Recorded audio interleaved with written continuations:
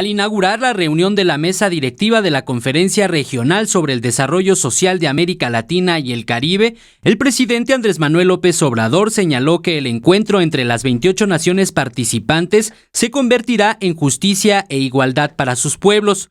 Aseveró que en México la cuarta transformación no es superficial, sino de fondo.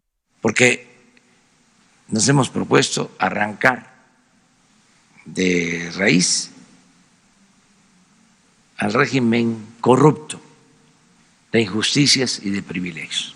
En este sentido, la secretaria ejecutiva del CEPAL, Alicia Bárcenas, reconoció la política social que se aplica hoy día en México a través de 12 programas sustantivos. Dijo, se trata de una política que convierte a las personas en sujetos de derechos y pone al centro la igualdad, lo que implica una ruptura en el paradigma económico prevaleciente por más de 5 siglos de privilegios. Que son participativos, integrales, progresivos, que alcanzan a 23 millones de personas, como nos dijo ayer nuestra querida secretaria.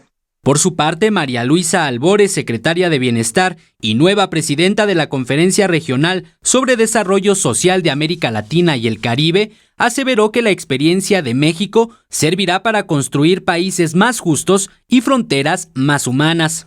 Que permitan a sus habitantes tener una vida digna, una vida buena, para que además de lograr construir un país menos desigual y más justo para todas y todos los mexicanos, también podamos consagrar la igualdad como un principio en toda la región.